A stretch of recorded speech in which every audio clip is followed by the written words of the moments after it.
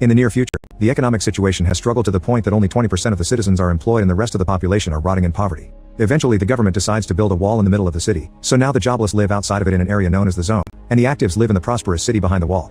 A strict army of guards protects this wall 24/7. 30 years after the wall was built, the situation in the zone includes a large number of untreated diseases and a lack of safe drinkable water. In the zone, Noah is going around checking sleeping people for clean water and tries to steal from a girl. When she reacts, Noah's mother Isya appears from behind with a knife and makes her drop the bottle. Suddenly a huge announcement appears on the screens of the wall saying that the government will be offering jobs for everyone soon, but the zoners have trouble believing it. Meanwhile in the city, Ruben and his wife Tiz are getting ready to go to work at Aquaville, the only water company. Their daughter Mael is getting dressed in different clothes than the rules indicate, so Ruben has to scold her not to get fined. He also reminds her to practice her exercises more often because she's mute and she's already seen as an outcast, so she must work hard to succeed. When they arrive at the office, they learn that Minister of Labor Monroe is finally being freed after a year of being a hostage to deal with the rebels that kidnapped him. For the first time in a decade, Prime Minister Nadia visits the zone to give a very fake speech about equality and inform them what the deal is about. The rebels will release her husband Monroe and in exchange, 10,000 zoners will be given jobs in the city under the Solidarity Job Program. The zoners are very happy to hear the news, but the actives are worried and wary because they have a negative perception of poor people.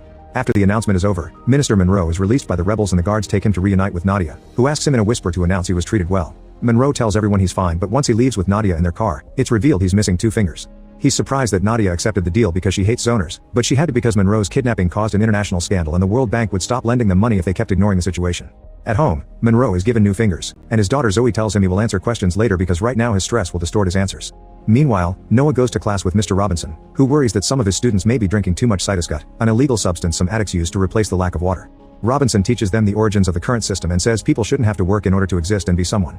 Noah thinks that work equals freedom and mentions his father who won the lottery 13 years ago and now is living happily in South Europe. After class Noah sees Volley stealing things from the school kitchen, but she runs away by escaping through the window. At the wall, the zoners are being interviewed to see who gets to join the program. If anyone looks sick because they drank contaminated water, they're instantly kicked out of the line. Isya is interviewed together with 2 other women, but one of them is kicked out because she stinks of anxiety. They're asked pretty intense questions about their background, and since there's only 1 spot left, Isya lies and tells them the other girl is an addict, so she gets the job.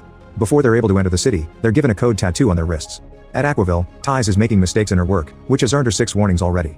This only stresses her out more. At the same time, Ruben is shocked to bump into the dead body of his director, who has worked himself to death. However, instead of mourning, Ruben immediately calls his father Silas, who is a higher up in the company, and says he wants to run for the position. Silas is pretty sick and can't afford proper treatment, but his son doesn't know this. So when Ruben says he wants a better position, Silas immediately wants to help so Ruben can support him when he can't work anymore. Later, Tiz meets with Hans, a coworker she's having an affair with. They've been conspiring to steal important business data from Aquaville, which they plan to sell and use the money to leave the country. However, Tiz hasn't been able to get close enough to Silas even if she's family. At that moment a guard finds them and tries to take them away, but Hans quickly knocks him out and Tiz returns to her station, only to continue to make mistakes. She fears that at this rate she'll end up in the zone. In the meantime, head of security Gene interrogates Monroe. He explains the awful situation he was in and mentions the torture, but he assures her that he hasn't told the rebels any state secrets. Afterward, Nadia tells Monroe to get back to work, assigning him breaks so he can get treatment. Monroe promises he can do this, but Zoe is worried it's too soon and that it won't be good for his health. While Monroe gives a speech full of propaganda, Ruben and Tiz have an argument. Ruben wants the new position because he's desperate to send Mael to Phoenix Academy, which accepts autistic children, but Tiz thinks it's naive of him to think Silas will help in any way. She also says that Mel will never succeed and that they should have abandoned her, which is heard by the kid. Mael runs to her room to find comfort in her talking doll, and Ruben runs to comfort her too. He also gives her a taser just in case. In the zone, Jeff tells his wife Lisbeth that he was chosen, but she doesn't take it well, saying it's suspicious and that she doesn't want him to go. Jeff gets her to soften up with a kiss. Later, Ruben meets with Silas, who informs he's been cleaning his son's profile. He informs Ruben that he's gotten him an invitation to an exclusive ministerial party and that he should announce he'll be running for director then, so it'll be important for him to present a good family image. Meanwhile Hans meets with Gene and it's revealed they're secretly working with the rebels from the zone. They want to find dirt on Aquaville because it's Nadia's biggest financial supporter, so they agree Tiz will steal the information from Silas' office tomorrow to meet with the rebels later. Afterward Hans is taken through a secret tunnel so he can meet with Boris and stay with the rebels. The next day, the guards take hundreds of zoners on a bus into the city and tell them they can only be at their workplace, they aren't allowed to wander around the city. Isya is assigned to Ruben's house, but Tiz closes the door on her face. Ruben brings her in and tells her to tidy up Mael's toys but not to interact with her. Mael doesn't want to let go of her doll, and Isya feels bad when Ruben takes it by force. There's a box that Isya doesn't know how to open and goes to ask Mael, who is taking her medicine. Mael almost tases her, but with soft words Isya gets her to help. Then Isya puts away the toys but hides the doll under the blankets. When the special team comes to pick up the toys, they spit on Isya, claiming zoners are stealing their jobs. Meanwhile Jeff is sent to the government building, because Nadia thinks he'll be the perfect face for their propaganda. He appears on TV and says he's happy to be there and that the program is going well because the government is great. Afterward he isn't allowed to touch anything and he's kept in an area for zoners, but he still steals a perfume. At Aquaville, Tiz tries to visit Silas to access his computer, but she's stopped by a guard because they're investigating Hans and she must testify. When Ruben comes home, Tiz hasn't returned yet and she won't answer his calls. Desperate to look good at the party, Ruben points out that Isya looks a lot like his wife, so she'll replace her tonight. Isya accepts in fear of being fired, and Ruben lends her Ty's clothes including a bracelet to hide her Zoner number. At Nadia's house, the family learns that most actives think Zoners are here to steal their jobs and that they refuse to touch them. There have also been 22 cases of aggression against Zoners. However, Nadia says everyone will have to adapt for the sake of public relations. At the party, Isya is very nervous, but luckily wives aren't expected to say much and the higher-ups get a good impression. Ruben makes her dance with him, but Isya can't take it anymore and leaves. As she goes down the corridor, she discovers that the other children are making fun of Mael for being mute, causing her to scream.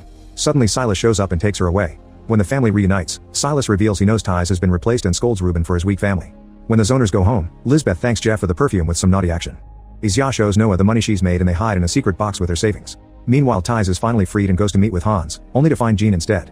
She explains that she failed her mission, and when Jean gets too pushy, Ty's becomes anxious and demands to see Hans, so Jean knocks her out and takes her to the zone so Boris can hide her too. The next day, Ruben realizes Ty's is gone for good and asks Isya to replace his wife at work. He even teaches her how to use the system. At first Isya refuses, but she changes her mind when she realizes she can ask for much more money, which Ruben accepts to pay. At the office, Ruben is accepted as one of the candidates for the director position. Isya is nervous and makes a few mistakes at the computer, but her fear of getting caught helps her concentrate and she begins to work well. At lunch, she has trouble with the food box, but she opens it after seeing a coworker that talks about all the people that have died this year in the company. Because she doesn't eat fast enough, her food is taken away when the lunch break ends and she must return to the computer. Meanwhile, Jeff meets with Nadia and her family, and he's given the position of Monroe's special advisor.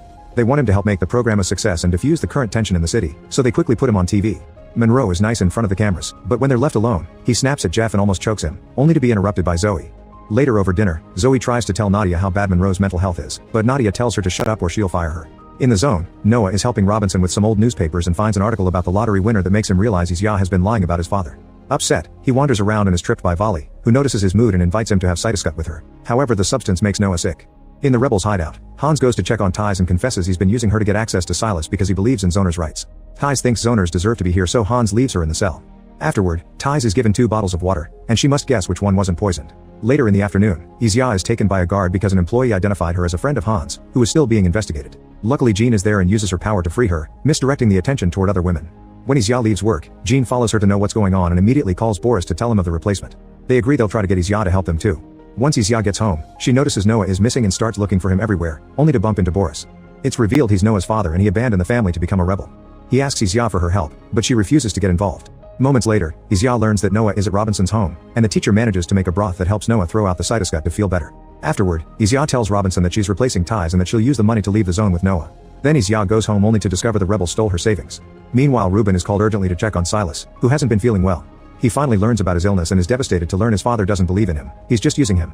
The next morning, it's revealed that Monroe takes a lot of medicine to be able to function. Over breakfast, Nadia informs him a Zoner has killed his employer and they have to keep it under wraps. At the rebels' hideout, Izai has no choice but to accept to help to get back her money, and they tell her she'll receive a chip to insert in Silas' computer later. Hans learns that Ty's hasn't drank water in the 2 days and accuses the rebels of torture, but his concerns are ignored. Afterward, he checks on Ty's and secretly gives her some water, but after seeing her condition, Hans decides to kill her to put her out of her misery. At Aquaville, an employee bumps into Isya and then she finds the chip in her hand. Ruben is put through a serious interview full of trick questions to make him prove he's normal. Then he's asked to fire a friend of his to prove his personal feelings don't come before his loyalty to the company. During lunch break, Isya tries to get into Silas' office, but she bumps into the CEO Bartholome. He drags her into his office and takes advantage of her in exchange for promoting Ruben. In the meantime, Jeff is called to Nadia's office because there are Zoners wandering around and playing soccer. Jeff explains they aren't escaping, they just finished their jobs and are killing time, but the ministers find this unacceptable and Jeff is sent with Monroe to stop them gently. Once there, Jeff tries to explain calmly to the Zoners that they'll be fired if they don't return to their employers, but the Zoners kick the ball to hit Monroe through the car window and start calling Jeff a snitcher. At that moment, an alarm rings and the Zoners run away while Jeff returns to the car and finds Monroe gone. When Jeff returns home and tells Lisbeth about his day, they have a fight because Lisbeth thinks he's on the wrong side. In the zone, Noah begins hanging out a lot with Vali, and they decide to sneak into the city through a secret tunnel. However, as soon as they get to the streets, they're seen by the police, who open fire on them. Vali rushes back to the tunnel, but Noah ends up wandering around the city. He makes it to Ruben's house to look for his mother, and Mael holds him at taser point. Outside, Ruben and Isya arrive in the car and Isya tells him what happened with Bartholome. However, Ruben isn't surprised and says it's common for wives to do this so their husbands can succeed. When they enter the house, they find Noah at the same time the TV shows an alert over a Zoner infiltration. Ruben feels bad for Isya and agrees to drive her and Noah to the wall. On the way there, they're stopped by the guards, but Ruben says he's taking his servant home and that Noah is his daughter. After dropping Noah at the tunnel, Ruben apologizes for everything and explains he's desperate for the promotion because of his daughter's situation, which makes Isya understand him better. When the duo gets home, Noah accuses Isya of selling her body to Ruben, and Isya slaps him before asking what's wrong. Noah confronts her about the lie and Isya explains how Boris abandoned them because of his activism, but Noah is still angry with her. The next day, Monroe suddenly appears on TV without having Nadia's approval first. He rants against the Zoners and mute kids, saying that an invasion is inevitable. In the zone, Hans gets a call from Jean, who tells him that they need to act soon before Monroe's speech gets the program in trouble. Hans meets with the leader Saul, who turns out to be Robinson, and they start to make plans for an invasion. However, they'll need the intel from Isya first. Afterward, Monroe is taken to a psychologist and kept under watch 24/7, while Nadia asks her father Passerone for advice. He used to be a prime minister too and is responsible for the wall, thinking it was the only solution to keep order. Then Nadia learns from Zoe that Monroe's speech made many people fire or kill their zoners. There's now chaos in the city. Nadia tells her to make an announcement saying Monroe was speaking based on false information and any person that fires their zoner will be punished. At Aquaville, Ruben goes to see one of his opponents and finds him dead in his office. Meanwhile, during lunch, Isya is approached by Moi, another one of Ruben's opponents. Moi asks Isya to marry her so they can defeat Ruben together, but Isya refuses. When her sleeve accidentally slips back, Moi notices her zoner mark. Isya immediately calls Ruben and warns him, so Ruben rushes to the parking lot to confront Moi. She doesn't want to keep his secret, so Ruben ends up beating her up and killing her. Then he calls Silas, who quickly takes care of the body. Later, Ruben sees on the security cameras that the special team is trying to take the doll from Maëlle and rushes out of work. Maëlle bites the guy and hides in her room, so the man has no choice but to leave without the now broken doll. Soon Isya arrives and comforts Maëlle, showing her how to fix the doll with some thread. By the time Ruben arrives, there's a guard at the door, but when they go inside, Isya has already changed and the guard leaves without issues. Then Ruben breaks down and confesses he killed Moi, so Isya comforts him and they end up doing the naughty. Meanwhile, Nadia asks Jeff to make a video showing how much his life has changed for the better thanks to the program and to include Lisbeth in it. Knowing his wife won't help, Jeff goes home and hides a camera on the shelves. He also brings good food and a nice dress for Lisbeth, then convinces her to dance with him. They have a nice dinner together until Noah arrives and accuses Isya of doing nasty things with her employer, which looks bad on camera. In the evening, Nadia discovers lots of citizens gathering outside the government building in protest of the program. After sending guards to get rid of them, she tries to talk to Monroe, but he's cold and distant. The next day, Jeff discovers people in the zone hate him too and insult him on the streets. Isya learns that Noah has been staying with Vali and goes looking for him, but he refuses to go home. At the government offices, Jeff arrives late because the haters beat him up. While his heavily edited video is played on TV, Jeff is sent to the makeup department to hide his wounds for an important meeting. Monroe comes by and paints Jeff like a clown to insult him, but Zoe quickly takes him away. Afterward, Nadia introduces Jeff and other members of the program to the president of the World Bank, and Jeff offers a heartful speech. The president is impressed, but in private he tells Nadia he can't lend her the money as long as Monroe keeps causing trouble. Without hesitation, Nadia later appears on TV and announces Monroe has been fired. At Aquaville, Ruben and the last candidate hold a meeting with the higher-ups. They're informed Moi has disappeared, so Ruben accuses his opponent of killing her, using the story Silas got for him as an alibi and even presenting fake information against the other man to win. Meanwhile, Isya manages to sneak into Silas' office and puts the chip on his computer. At that moment, Silas arrives and Isya runs to hide, but Silas finds her anyway. He grabs her by the neck and threatens her, but suddenly he starts feeling sick, so Isya gets to run and grab the chip with the information on her way out. Silas calls Ruben and he rushes to confront Isya and slaps her, causing her to drop the chip. Isya swears she was forced to do this and that she isn't a rebel, blaming Ruben for putting her in this position, so he just takes her away. In the zone, Noah and Vali go to the rebel hideout and ask about his father, but because no one knows Boris' old name, nobody knows what they're talking about and kicks them out. The teens pretend to leave, but on their way out, they get away from the guard and take a dark tunnel to sneak inside the building. Then they eavesdrop on the conversation of the activists and Noah learns that his teacher is the leader.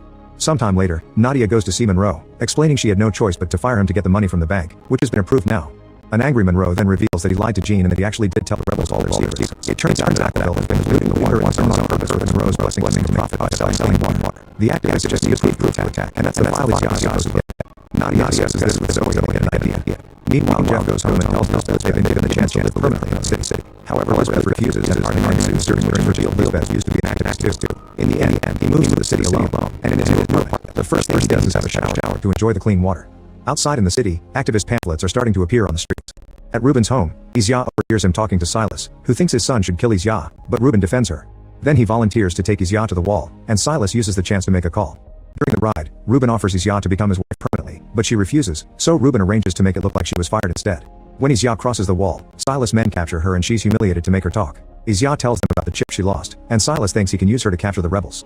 He sends Isya to the meeting spot where she was supposed to drop the chip, and when Jean shows up, Silas' men arrest her. Isya tries to run away but she gets captured again. In the city, Ruben has to destroy the doll to make Maëlle leave the room. He takes her to the special academy so she can take the test, but she refuses to do anything. Instead, she breaks the tablet and runs away. Ruben goes after her and yells at her, but it's pointless.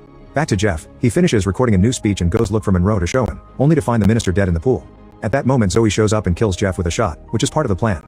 Nadia appears on TV saying Jeff killed Monroe and he was shot by the guards when he tried to escape. Then she goes on a rant against the zoners, saying they've become too dangerous and that's why she's suspending the program. She also announces a mass raid to catch the rebels. In the zone, a furious Lisbeth throws stones at the screen. Meanwhile, Isya is locked up with Jean, who has been burned and tortured for information. Silas tells Bartholomew of what he's discovered and after delivering the news to Nadia, Bartholomew informs Silas that Ruben was chosen for the director position. In the rebels' headquarters, Hans insists on rescuing the Isya and Jean but Saul refuses, saying he can't destroy the activist network just for them. Noah and Vali overhear the conversation and they are disgusted to learn that the rebels are as bad as the people they are opposing, so they leave. At Aquaville, Ruben is given the director's office and Bartholomew informs him that he's arranged things so Maëlle is accepted at the academy. Afterward, an employee stops by and gives him a little trinket, saying his wife must have dropped it earlier. Ruben takes a closer look and discovers the chip, so he connects it to his computer and finally finds out about the poisoned water. Disgusted by this, Ruben anonymously uploads the information online, which is seen by the government and the rebels. Soon Nadia appears on TV saying the information is all fake, but everyone in the zone responds by stoning the screen.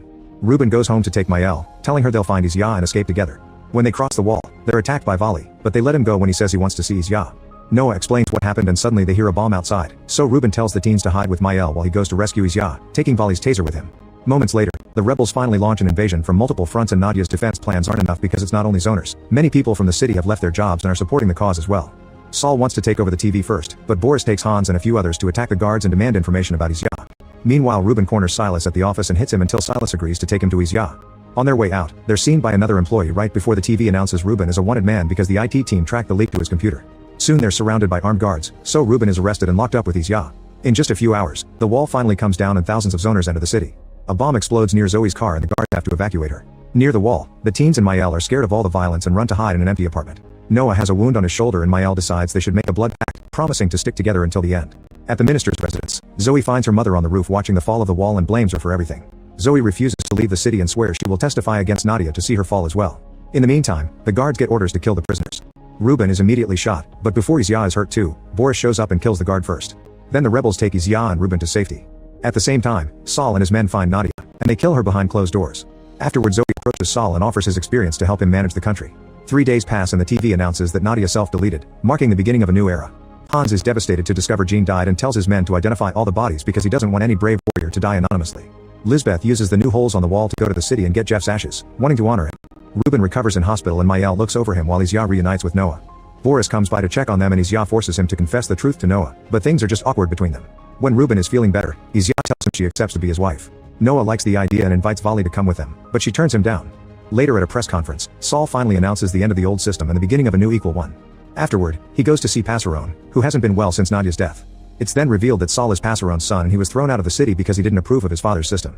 Saul promises to give Passerone the best doctor so he can live and suffer under the new system like the zoners did under his. To Passerone's shock, Nadia suddenly shows up alive and well thanks to having accepted to work with her brother. Make sure to subscribe and turn on notifications.